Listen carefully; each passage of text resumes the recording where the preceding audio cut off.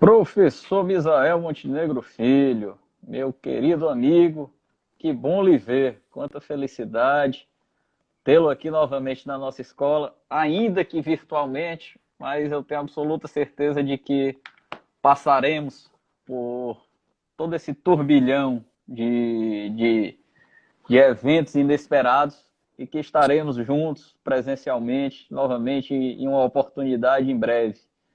Grande prazer recebê-lo, nosso querido professor de todos, um dos maiores, se não o maior processualista do nosso país, né? Um dos maiores do mundo, nordestino, querido pernambucano, como os grandes processualistas, ou grande parte deles, né? Nordestino, como Didier, que é baiano, enfim, tantos outros, honrando a nossa tradição nordestina de grandes processualistas. E um prazer estar aqui. Vamos falar um pouco de tutelas provisórias, né? Nesse período de pandemia, período tão inesperado, mas é um grande prazer tê-lo aqui. Gostaria também de cumprimentar nosso querido amigo Franco Almada, conselheiro estadual da OAB Ceará, que acabou de entrar, vice-presidente do Tribunal de Defesa das Prerrogativas. E é isso, professor. Muito obrigado pela presença. Lhe dou a palavra aí para suas considerações iniciais. Andrei, eu que agradeço, meu querido amigo. Na verdade, eu parabenizo a ESA aí do Ceará, na sua pessoa, não é? Uma instituição que sempre lutou tanto pelos interesses da advocacia. Vocês têm o pioneirismo em vários cursos, né? Bastando falar esse curso que você se referiu enquanto conversava com o meu amigo Cristiano Sobral, que é um curso que introduz o advogado no mercado de trabalho. Então, eu tenho de parabenizar, né, e lhe dizer que nesse momento de crise é que a gente espera do líder grandes coisas, né? E eu não esperava outra coisa de você a não ser essa iniciativa, né, de se adaptar e de levar conhecimento para a advocacia do Ceará, mesmo que de modo virtual. Então, meus parabéns. Eu queria agradecer penhoradamente pelo convite e dizer a você que é um grande prazer. Isso não me isenta de voltar ao Ceará de forma física, né? Eu gosto Jamais. muito Se de não vier, eu Fortaleza. vou a Pernambuco lhe buscar, professor. Você sabe que eu adoro Fortaleza, né? Fortaleza é o quintal da minha casa e o quintal é o lugar mais gostoso da casa da gente. Então, você consegue ver somente por esse comentário o carinho que eu tenho pelo Ceará. E digo o seguinte, eu tenho um carinho muito grande pelo Ceará. Gosto, logicamente, da terra, de modo geral, mas a gente gosta muito de um lugar quando a gente tem grandes amigos naquele lugar. E eu posso dizer que eu tenho grandes amigos nessa terra e um deles é você. Então, muito obrigado pelo convite. É um grande prazer participar aqui da live. Que bom. E a gente está fazendo agora a primeira live, né, desse projeto ESA Talks Live e não poderia ser com outra pessoa senão com você, para nos dar esse grande prazer e transmitir para toda a advocacia do nosso estado esse excesso de conhecimento, né, que a gente assim pode dizer, que você tem. Professor, do nosso tema aqui das tutelas provisórias, né, nesse período de pandemia, eu gostaria primeiro que você fizesse uma breve exposição aí para os nossos colegas sobre o que é que o nosso vigente CPC traz, né, acerca das tutelas provisórias. O que é que a gente tem à disposição, né, como arma para usar diante do que o nosso CPC de 2015 trouxe. Bom, é muito importante dizer, inicialmente, que o que mais se quer nesse momento de pandemia, de crise, é uma tutela provisória, o que eu vou, a grosso modo, chamar de liminar. Nós não estamos preocupados, neste momento, com julgamento de mérito. Nós não estamos preocupados com a obtenção de uma sentença condenatória, com a sentença mandamental, com a sentença executiva lato sensu ou com qualquer outra modalidade de sentença. Nós não estamos preocupados, neste momento, em ouvir testemunhas. Nós não estamos preocupados, nesse momento, em produzir prova pericial.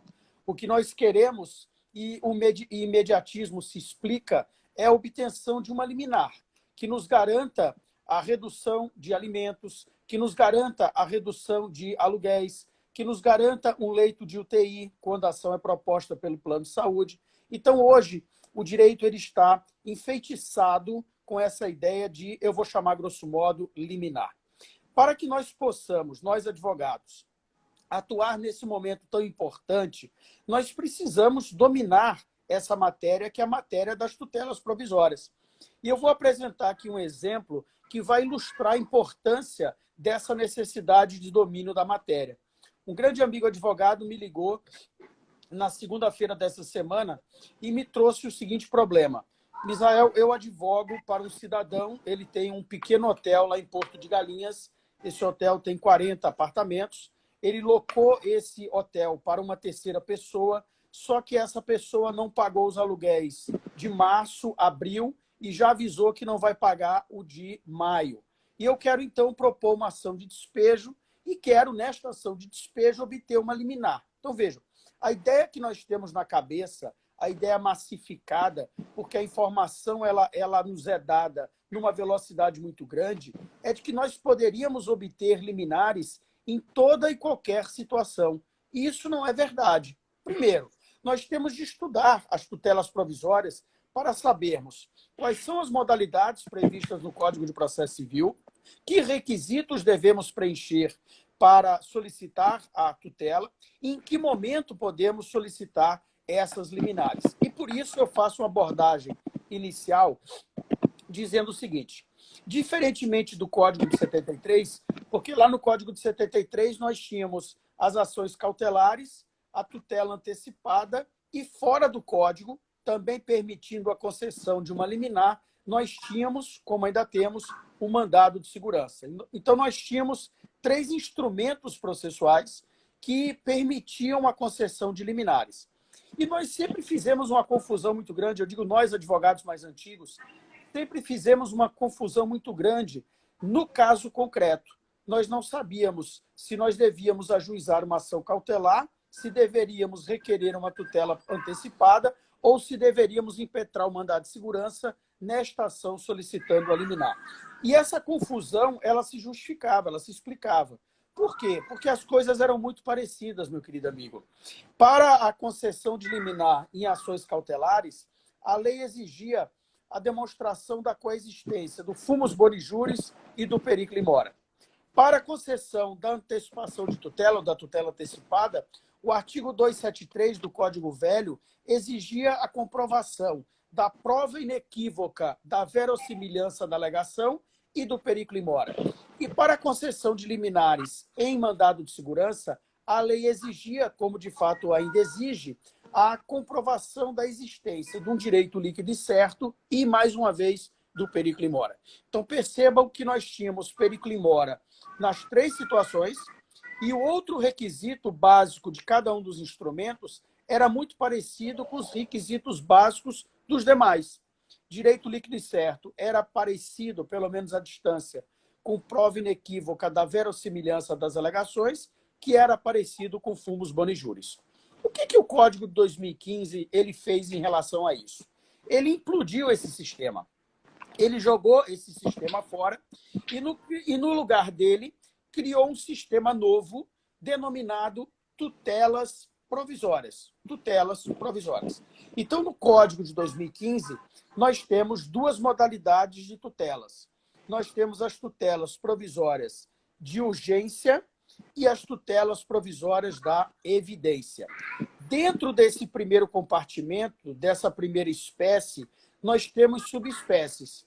Então, nós temos tutelas provisórias de urgência cautelares e tutelas provisórias de urgência antecipadas. E, repito, como outra modalidade, disciplinada pelo artigo 311, nós temos as tutelas da evidência. Então, nós precisamos saber qual é a utilidade de cada uma delas, quando é que eu posso requerer cada uma delas para usar o instrumento correto neste momento pandêmico. Não é? Porque se eu não solicitar uma tutela inadequada, eu posso estar dando um tiro no pé e comprometendo o direito do cliente neste momento em que ele mais precisa da justiça para a solução de uma questão emergencial. Então, em termos introdutórios, eu poderia dizer que o Código 2015, que eu acho que nem mais podemos chamar de Código Novo, ele apresenta 2 modalidades de tutelas. A tutela provisória de urgência, fundada na urgência, o requisito dela é urgência, e a tutela provisória da evidência, que não é fundada na urgência, é fundada na evidência. Porque o caput do artigo 311 diz que a urgência não é exigida para a concessão da tutela da evidência. Então, em termos iniciais, introdutórios, eu poderia iniciar nossa conversa fazendo essa abordagem. Que bom. Professor, um dos temas que tem aqui assolado de uma forma geral a sociedade do nosso país e que tem sido muito recorrente é a questão das locações. E aí eu já queria ouvir a opinião do senhor sobre a ação de despejo. Tem sido muito recorrente a justificativa de interposição de ação de despejo sobre a alegação de que aquela renda ela é extremamente importante para a subsistência da parte. Muitas vezes até o locador é uma pessoa idosa que conta com aquilo para subsistir, e isso vem como fundamento, né, da ação de despejo. Você acha que é possível uma tutela provisória e uma ação de despejo sob essa alegação, sobre essa argumentação?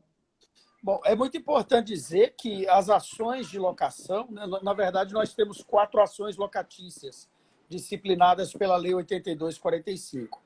Nós temos a ação de despejo, que apresenta várias modalidades, não é? A ação de despejo por falta de pagamento é apenas uma das modalidades. Nós temos a ação de consignação em pagamento, a ação revisional e a ação renovatória da locação. Essas 4 ações, isso é um dado estatístico, sempre cresceram em termos de quantidade em momentos de crise. Sempre. Em 2008, quando tivemos aquela bolha inflacionária causada pelo problema da habitação lá nos Estados Unidos, isso repercutiu no Brasil e tivemos um aumento acentuado da quantidade de ações, sobretudo de despejo, aqui no nosso território. Mas não só nesse momento. Em todos os momentos de crise, estatisticamente, nós temos um aumento elevadíssimo da quantidade de ações, sobretudo de despejo, em todos os segmentos do Poder Judiciário do Brasil. E neste momento não é diferente. Nós temos uma quantidade muito grande de ações de despejo, sobretudo por falta de pagamento. E aqui nos cabe ver, a sua pergunta é muito oportuna, nos cabe ver se isso que nós estamos querendo sempre, que é a liminar, que é a tutela, pode ser concedida nessas ações.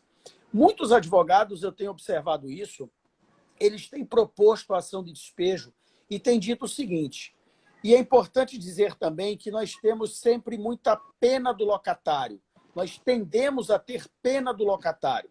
Mas 80% dos locadores no Brasil são aposentados, que vivem da renda da locação para, junto com a renda da aposentadoria, pagar as suas despesas mensais. Então, muitos advogados têm proposto ações de despejo e têm dito isso na petição inicial. Ora, meu cliente não recebeu o aluguel de março, não recebeu o aluguel de abril, o inquilino já mandou uma notificação para o meu cliente dizendo que não vai pagar maio, que não vai pagar junho, que não vai pagar julho e não vai pagar nunca mais.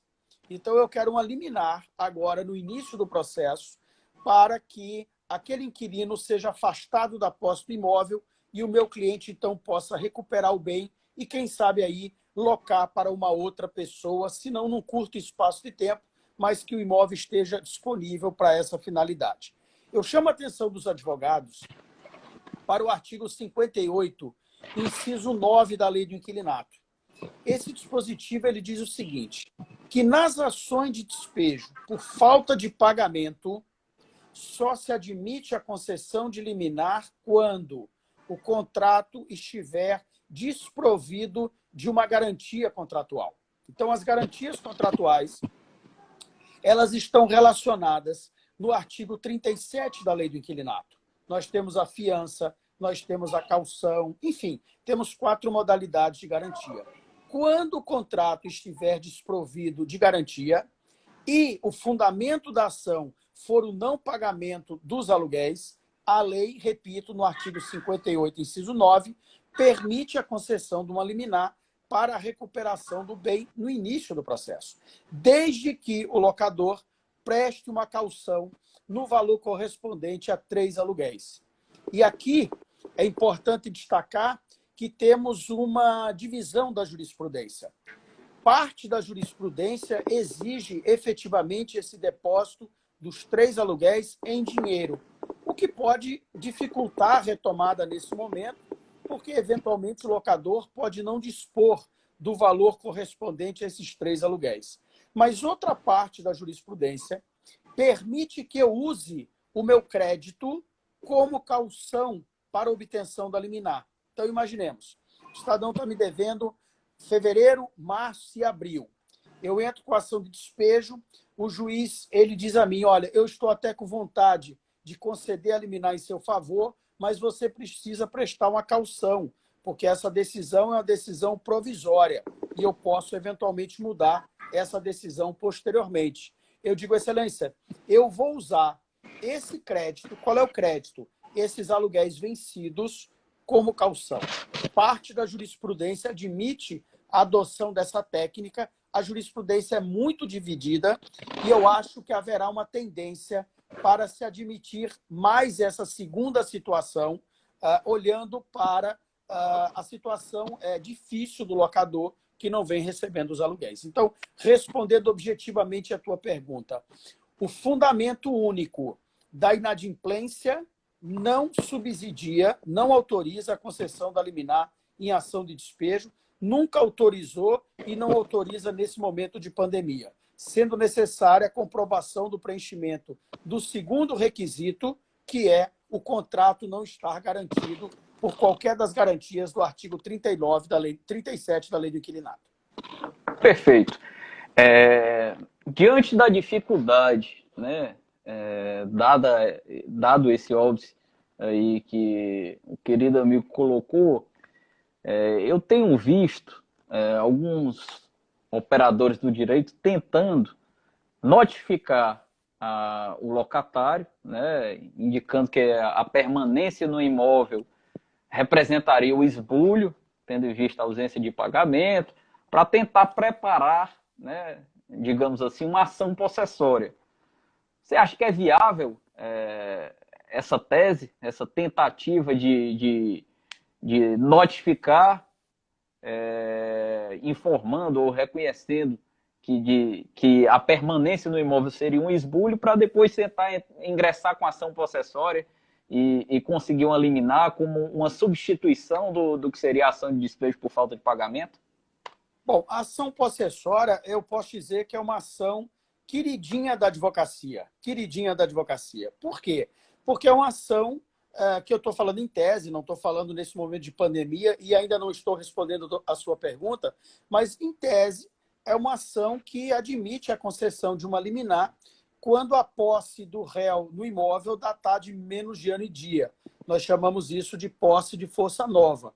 Nesse caso, a ação possessória tramita pelo rito especial e o Código de Processo Civil, a partir do seu artigo 561, admite a concessão de uma liminar. O que os advogados ou alguns advogados têm feito nesse momento? Sabendo que não podem obter uma liminar na ação de despejo, naquelas situações em que o contrato ele está garantido por uma fiança, por uma caução, etc, etc, etc. O que esses advogados têm feito? Eles têm encaminhado a notificação extrajudicial para os inquilinos, dizendo assim, você não pagou o aluguel de março, você não pagou o aluguel de abril, eu estou lhe constituindo em mora e você tem 5 dias para pagar o aluguel ou desocupar o imóvel. Se você não fizer nenhuma coisa nem a outra, a sua permanência no imóvel vai caracterizar o esbulho. E com isso eu vou tomar as minhas medidas, eu vou adotar os meus procedimentos judiciais. O inquilino não paga e também não sai do imóvel. E o advogado do locador, o que ele tem feito? Alguns advogados têm proposto ação de reintegração de posse para tentar obter aquela liminar que a ação de despejo não daria a ele. Meus queridos amigos, eu peço que vocês olhem para o artigo 5º da Lei do Inquilinato. Né? Esse artigo diz assim, seja qual for o fundamento do término da locação, a ação adequada para reaver o imóvel é a ação de despejo. Então, veja, o envio dessa notificação não tem força suficiente para caracterizar o esbulho. Por quê? Porque a posse que foi obtida pelo locatário no início da locação foi uma posse consentida, uma posse transmitida pelo locador. Então, não há esbulho no momento da aquisição da posse. De modo que o ajuizamento da ação de reintegração de posse, nesse caso, deve ser recebido pela Justiça com o indeferimento da petição inicial, com fundamento no artigo 330, já que a lei diz o seguinte: quando eu quero propor uma ação e para obter uma sentença de mérito, eu tenho de demonstrar a presença das condições da ação, legitimidade das partes e interesse de agir. O que significa ter interesse de agir? Significa mostrar que eu tenho necessidade da decisão judicial, que a decisão judicial me será útil e também que eu fiz uso do instrumento correto para alcançar o resultado. Nós chamamos isso de adequação da via eleita. Se eu uso a via inadequada, a consequência é a extinção do processo sem o julgamento do mérito. Isso tem sido visto muito, pelo menos a nível local, pelas imobiliárias, né, que assim, tem tido uma dificuldade absurda diante especialmente aqui, que a gente está com um decreto que é basicamente um lockdown, embora o decreto não traga, né, a expressão expressa, mas que até restringe o trânsito de pessoas. Agora, o deslocamento é permitido com máscara, né, e para fins de ida ao supermercado, à farmácia, enfim, serviços essenciais, ou para trabalhar, né, em serviços essenciais, exigindo ainda a comprovação. Né? O trabalhador ele tem que sair, comprovar que está indo para aquele serviço essencial trabalhar, ou com a declaração do empregador, carteira de trabalho, enfim, com algum documento hábil. Então, diante de uma situação extremamente restritiva, né, que a gente está vivendo, por óbvio que as imobiliárias estão com faturamento muito abaixo, né, do esperado e estão com dificuldades para administrar todos os imóveis que estão, né, sob a sua responsabilidade. E aí, tendo em vista a dificuldade de se conseguir eliminar, né, em sede de ação de despejo por falta de pagamento, tem se tentado algumas técnicas auxiliares ou algumas artimanhas, algumas alternativas para se conseguir alguma efetividade, né, diante da ausência de pagamento. E essa foi uma das alternativas que eu vi, que foi utilizado por uma imobiliária aqui específica, e que me despertou realmente uma curiosidade. Até o próprio locatário se assustou quando recebeu a notificação. Né? Ele, vão me colocar efetivamente para fora, eu estou agora praticando esbulho, né? Causou uma surpresa, causou uma espécie a ele. Mas, enfim, professor, a gente tratando aqui de tutelas provisórias, a gente até brincava aqui com alguns colegas que estávamos vivendo com a suspensão dos prazos quase que um período de ingresso no judiciário para matar ou para morrer. Porque, como o senhor bem colocou no início, né, Misael, não interessa, nesse momento, tanto ao advogado quanto ao seu cliente, uma decisão de mérito. O que ele precisa agora é de uma tutela de urgência, né, de uma tutela provisória de urgência, urgentíssima. E aí, diante dessa situação, o juizado especial é sempre algo que traz uma dor de cabeça, né? Até pelo rito especial e pelas limitações que trazem. Então, no juizado especial, aí sim que entrar para matar ou morrer realmente. Porque ou você consegue uma liminar e aí a parte contrária fica completamente amarrada, ou então você tem uma liminar negada e também fica numa situação extremamente difícil. Como combater, né, uma decisão em tutela provisória no juizado especial? Você acha que caberia mandado de segurança, que tem sido algumas das das alternativas tentadas, porque aguardar um recurso inominado, né, um julgamento de mérito para tentar reverter num período de pandemia que a gente está vivendo é algo que é muito distante, que não vai atender a situação. O que é que você pensa a respeito? Veja só, olhando para o que aconteceu em outros países, e eu acho que o exemplo de outros países ele deve ser utilizado porque eles passaram ou estão passando pelo problema num grau mais avançado em termos de tempo do que nós estamos enfrentando agora, né? Portugal, agora no dia 2 de maio, já permitiu o retorno de algumas atividades. No dia 18 de maio, agora, será permitida a reabertura de bares e restaurantes, com vários cuidados, etc. E tal. Enfim, alguns países da Europa estão no estágio mais avançado em termos de saída da pandemia do que nós estamos agora experimentando no Brasil. Mas mesmo esses países mais avançados, e eu me refiro especificamente aos países europeus, não é? Porque nós tivemos a primeira pandemia chegando na China em janeiro e depois em fevereiro entrando na Europa, né? Castigando muito Espanha e Itália, mas entrando de modo geral em toda a Europa. E lá na Europa foi proposta a aprovação de leis modificando as leis que já existiam. Então, foi proposta a aprovação de leis que modificassem o Código Civil, o Código de Processo Civil e outras leis que se aplicam e que vigoram nesses outros países. E isso não aconteceu em nenhum lugar. Nenhum lugar. Tá? Aqui no Brasil, nós temos um projeto que é o 1179, que foi aprovado no dia 3 de abril no Senado Federal e encaminhado para a Câmara dos Deputados, que se propõe a, neste momento pandêmico, modificar algumas regras, como regra de prescrição, como regra de despejo, etc, etc, etc. Mas esse projeto não foi aprovado em definitivo.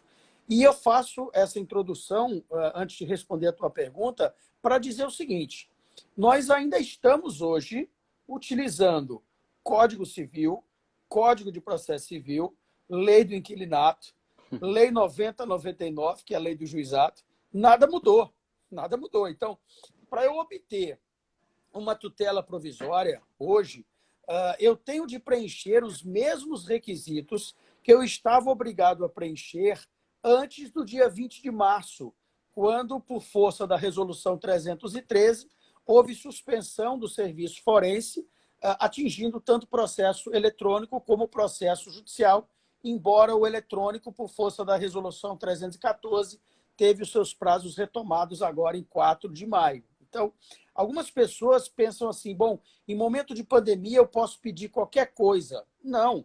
Os requisitos exigidos para a concessão das tutelas, das liminares, são os mesmos.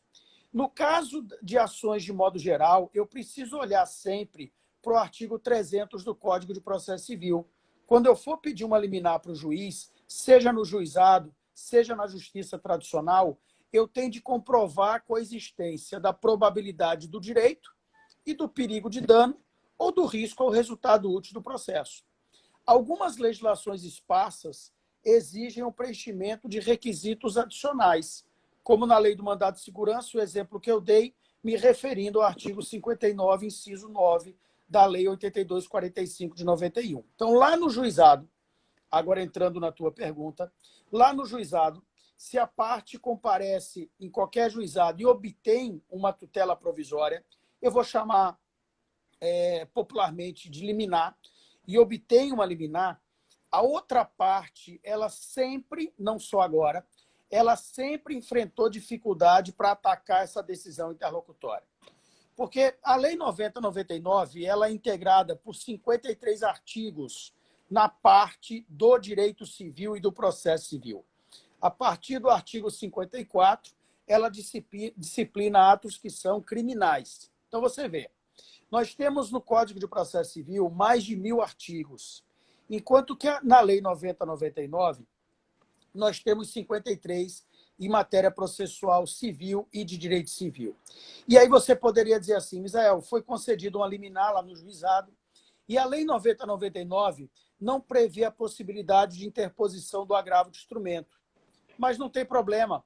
Nós vamos recorrer à lei maior, que é o Código de Processo Civil, e vamos pegar emprestado o artigo 1015, que permite a interposição do agravo de instrumento naquelas situações relacionadas na norma. Ora, eu fico pensando o seguinte, imagine que a Lei 90/99 seja um carrinho pequeno de supermercado.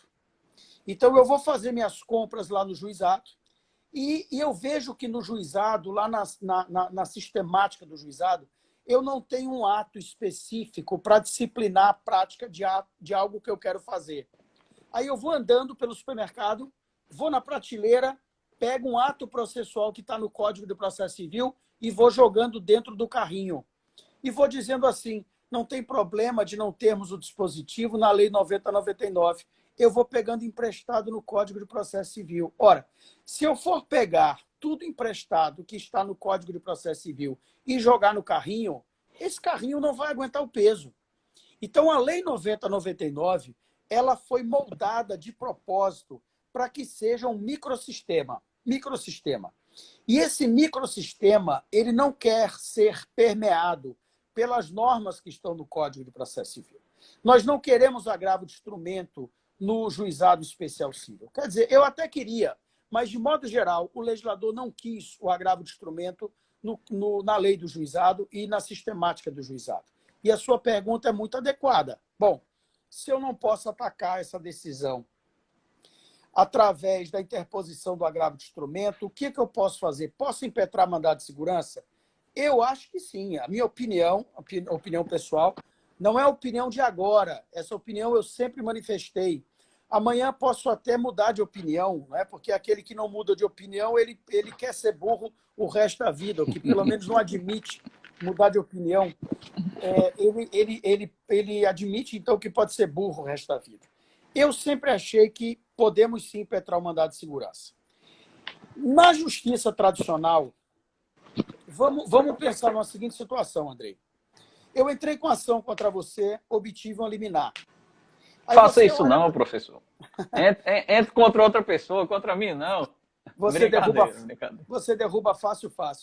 Eu entrei com a ação contra você, obtive um liminar. Aí você olha para aquela situação, olha para aquela decisão interlocutória e diz assim, eu não sei até hoje redigir um agravo de instrumento, mas eu sou craque em redigir uma petição inicial de mandado de segurança. Eu vou fazer o seguinte, eu não vou interpor o agravo de instrumento contra esta decisão, eu vou impetrar o mandado de segurança. Eu posso fazer isso? Não.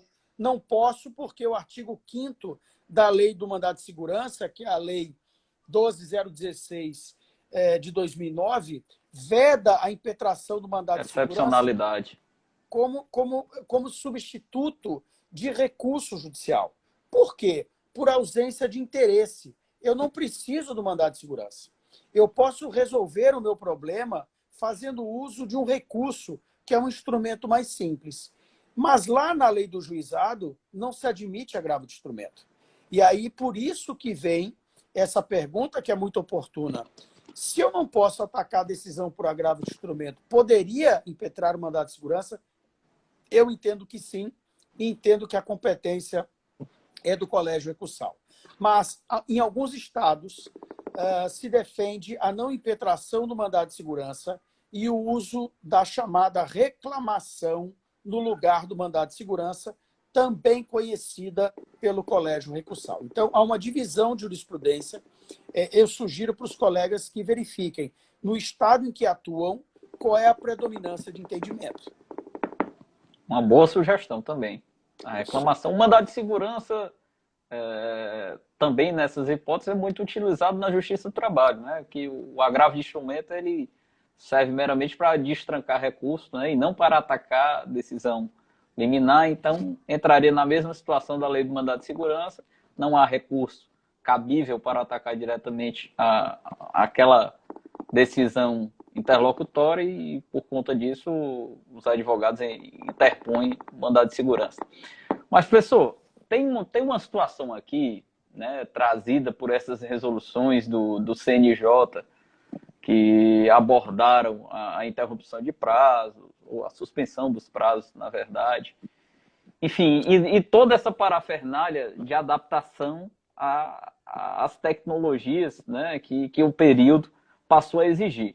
Então a gente passou a ter os julgamentos virtuais, né, que, claro, trouxeram um avanço, e eu acho que, como eu bem falei com o professor Cristiano Sobral, a gente brigar com a tecnologia é um desperdício de tempo e energia, porque é uma luta que a gente não vai vencer, né? Tá aí o Uber para não me deixar mentir, e, enfim, tantos outros avanços tecnológicos aí que acabamos, né, tendo que nos render e aceitar. Então, acredito que esse avanço da tecnologia dentro do judiciário, dentro do direito como um todo, ele é inevitável. Mas alguns empecilhos, diante da situação de pandemia que a gente tá vivendo, eles acabaram por surgir. Por exemplo, a resolução, salvo engano, a 313 do CNJ, ela previa lá a possibilidade de comunicação do advogado com o magistrado, né, e com os serventuários por meio de canais oficiais, né, a serem divulgados pelos órgãos do Poder Judiciário, etc. E aí o que é que acontece? O primeiro caso nós vamos ter lá uma sessão de julgamento, seu processo foi pautado. Você vai preparar os memoriais, né, como tradicionalmente se faz, tentar despachar com o magistrado. O primeiro empecilho você não vai conseguir ir lá despachar com o magistrado. Mas tudo bem, vamos lá, a gente está vivendo um período excepcional, né? Então, a gente tem que entender um pouco dessa excepcionalidade do período que a gente está vivendo. Aí a resolução 313 do CNJ, ela prevê lá que os órgãos têm que divulgar um canal oficial para você se comunicar. Então o advogado vai lá, mais diligente, né, e pensa, bom, eu vou, através do canal oficial, né, tentar pelo menos mandar os memoriais para defender, sustentar aqui a minha tese, minhas impressões finais antes do julgamento, né, para que aquele magistrado ele tenha conhecimento, né, ou pelo menos tenha resumido aqui os meus argumentos antes da minha sustentação oral. Só que procura e não acha o canal oficial. Ou seja, aquele gabinete do desembargador, por exemplo, ele não divulgou simplesmente nenhum canal oficial.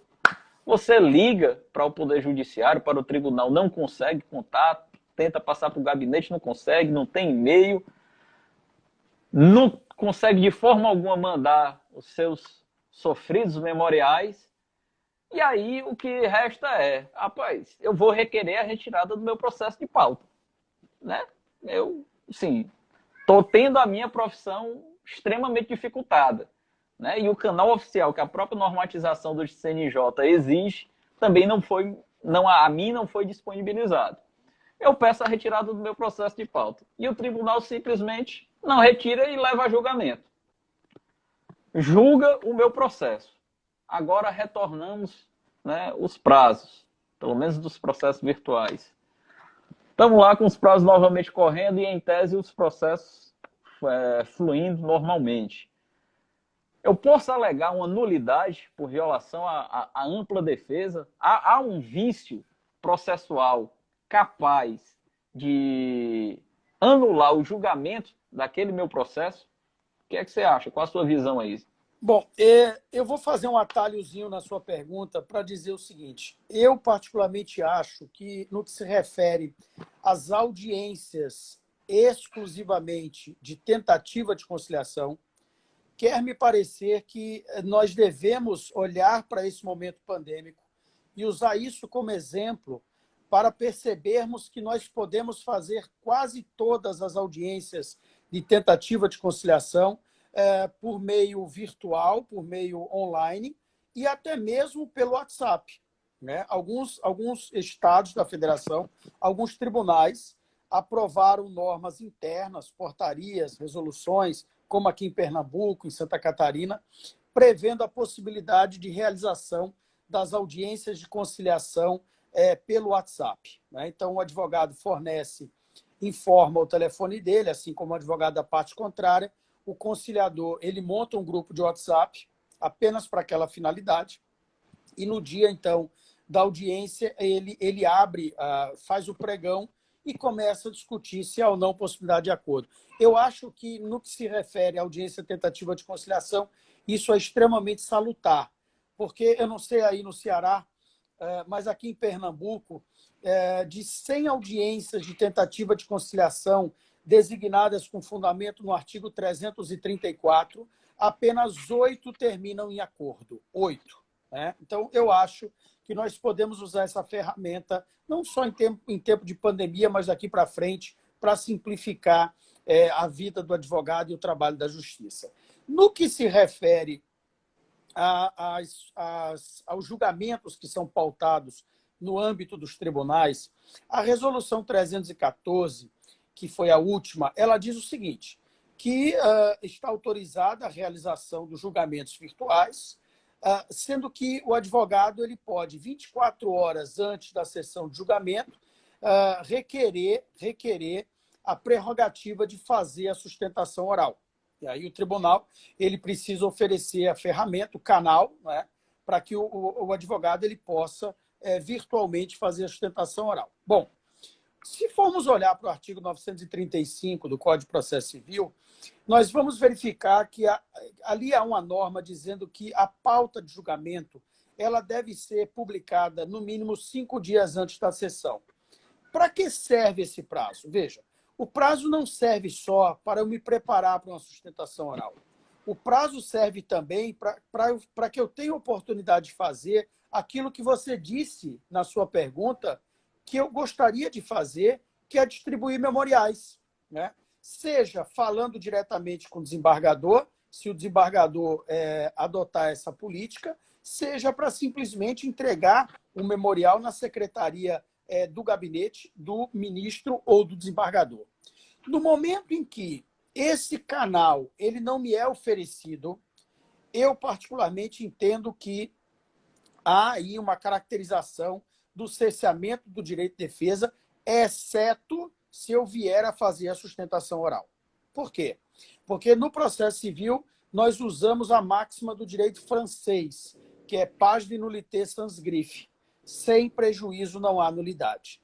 Então, se não obstante eu não tenha conseguido entregar os memoriais, eu fiz a sustentação oral, o que demonstra que eu tive a oportunidade de falar, de expor as minhas razões, me parece que, nesse caso, eu não posso arguir o prejuízo e não posso, por isso, arguir a nulidade. Naquela outra situação, em que me foi obstado o canal de comunicação com o desembargador ou com o ministro, e eu não faço a sustentação, não me inscrevo para fazer a sustentação, me parece, sim, que eu posso arguir a infração ao inciso 54 do artigo 5º da Constituição e, consequentemente, a infração ao princípio do contraditório da ampla defesa, evidentemente, se eu sair vencido do julgamento, porque se eu sair como vencedor, não houve prejuízo. Andrei, eu não sei, é você que está controlando o tempo, eu queria te pedir um favor. Quando faltar aí mais ou menos uns 10 minutos, você abrir para perguntas, para a gente democratizar e a gente ter oportunidade de conversar com os colegas aí. É só um pedido que lhe faço. Claro, faltam 2 minutos. Eu esqueci, então vamos lá. eu esqueci de explicar, tá, no início da nossa live, com o professor Cristiano Sobral, eu expliquei melhor. É porque, às vezes, especialmente no horário das 18 horas, né, que há um congestionamento maior, quando chegam muitas mensagens simultâneas, o Instagram, às vezes, dá uma travada. E além disso, me causa um pouco de frustração eu ficar vendo as mensagens na frente do nosso convidado. Então, é apenas isso. Mas já a gente retorna com as perguntas. Inclusive, já tem uma pergunta que foi enviada aqui no chat que eu faço já. Só queria aproveitar aqui seu gancho. Bom, aproveitando a questão da sustentação oral. Tá, tudo bem. Se você fez a sustentação oral, não há prejuízo. Vamos lá. A maioria dos regimentos dos tribunais, ele permite lá a questão de ordem. E o sistema, na imensa maioria das vezes, ela não nos permite levantar uma questão de ordem. Você acha que há alguma nulidade aí? Se não for oferecida a oportunidade de se arguir questão de ordem, sim. Porque, veja, eu não estou obrigado a realizar a sustentação oral para ter o direito de arguir uma questão de ordem. Mesmo que eu não tenha me inscrito para fazer a sustentação oral, não é? eu posso, durante o julgamento, a depender dos debates entre os desembargadores ou ministros, pedir a palavra para suscitar uma questão de ordem. Andrei, eu fiz uma live hoje de manhã com o pessoal da ESA de Goiás, tá? Grande Rafael Lara. Rafael. E o que eu fiz lá, eu gostaria de fazer aqui também. Para quem me mandar um direct lá no meu Instagram, tá? Eu vou informando o seu e-mail. Amanhã, eu vou encaminhar 2 petições, tá? Uma petição requerendo a redução de aluguéis por conta da pandemia e a outra petição requerendo a redução de mensalidade escolar, tá? Para tentar ser útil aí para os colegas, professor, basta entrar no meu direct e informar o e-mail. Excelente, até mesmo porque vai ao encontro da pergunta feita aqui pela Aurila Albuquerque. Ela diz, como fazer no caso do locador não negociar os valores, sendo que o cliente quer rescindir? A situação dela é justamente essa da tentativa frustrada de negociação com o locador, né, acerca da redução do valor da locação. E aí ela pergunta, bom, se eu não consigo negociar com ele para reduzir, como é que eu faço para rescindir? Bom, eu defendo a tese que, nesse caso, é possível a rescisão do contrato de locação sem o pagamento da multa. Porque no contrato há uma previsão de pagamento de multa para a hipótese de devolução antecipada do imóvel. Só que, neste caso, me parece que nós não poderíamos punir o locatário por ele estar devolvendo antecipadamente, já que os artigos 402 e 403 do Código Civil, quando falam de aplicação de penalidade, eles falam de um comportamento contra a lei por parte do devedor. E, nesse caso aqui, não há comportamento contra a lei porque ele está sendo compelido, ele está sendo obrigado a devolver o imóvel por não se encontrar em condições de pagar. Eu vi aqui a passagem do meu querido amigo Rafael Calmon, grande eu ia comentar lá no Espírito Santo, maravilhoso. Já fica convidado aqui. Isso, vamos convidá-lo. Tem que convidar ele para fazer uma live. Ele é bambambam em direito de família, é o craque do Brasil em direito de família. Excelente, excelente. O nosso colega Elianay Gomes, ele pergunta o seguinte, e se o tribunal não disponibilizar um vídeo da sessão de julgamento, naquele caso lá, da impossibilidade de levantar a questão de ordem, e se o tribunal Aí eu fico mudo. Bom, é sempre importante, né, que a nulidade, como está no Código de Processo Civil, seja arguida na primeira oportunidade que a parte dispõe para falar nos autos. Então, nesse caso, será necessária a interposição dos embargos de declaração para pré-questionar a matéria, arguindo a infração ao inciso 54 do artigo 5º da Constituição e, na sequência, o recurso extraordinário, que, nesse caso, ele é de difícil interposição, porque eu não terei como comprovar o requisito da repercussão geral, que é requisito específico para essa espécie recursal, né? Perfeito. Professor, aproveitar aqui para fazer mais uma pergunta, que é o seguinte, vários municípios eles estão deixando de pagar precatórios, né, alegando a questão de que precisam de recursos para combater a pandemia, o interesse público estaria, né, nesse momento, gozaria da supremacia diante do interesse privado e acaba não pagando os precatórios e também não dá satisfação do que é que faz com o dinheiro. Simplesmente peticiona lá, informa que não pode pagar em razão do período de pandemia e acabou. Você acha que era necessária essa fundamentação, essa comprovação da aplicação do dinheiro para poder, pelo menos, ser levantada essa justificativa, essa tese? Eu acho que a coisa mais frustrante que existe no Brasil é uma coisa chamada precatório. Aqui em Pernambuco estão pagando os precatórios de 2011. Em São Paulo estão pagando os precatórios de 2009. Eu acho isso uma vergonha. É a prova viva da má gestão, né, empreendida pelo poder público. O Supremo Tribunal Federal agora abriu uma brecha, não foi um julgamento, não foi uma decisão com repercussão geral, mas admitiu o uso de verba pública que se destinaria ao pagamento de precatório para a utilização, sobretudo, pelo Ministério da Saúde no combate ao coronavírus. Só que o que a gente tem visto, aqui em Pernambuco nós temos 170 municípios mais ou menos, e imagine num estado como São Paulo, que tem 800 municípios, a Bahia, que tem 700 municípios, e por aí vai, não é diferente em nenhum estado da federação.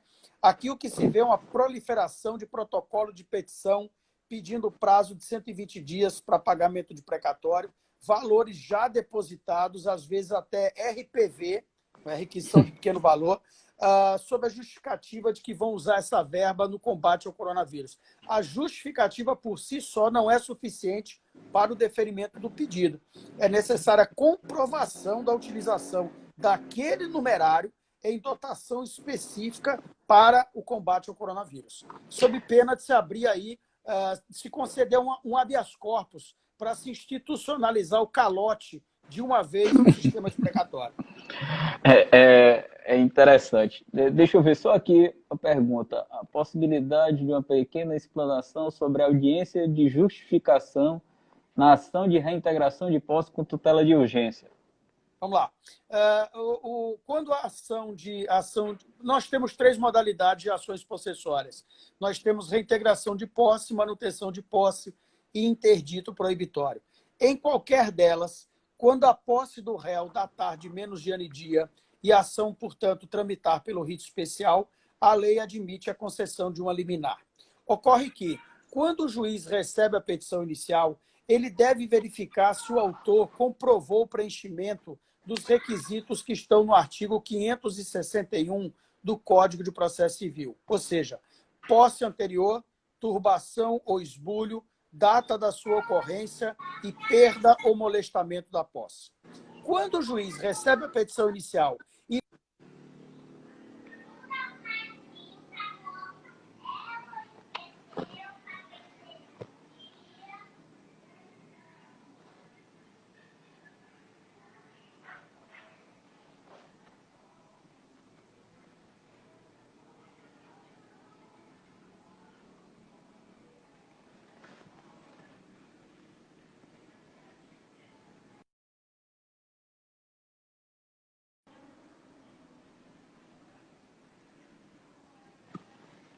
Gente, a gente teve um pequeno problema aqui com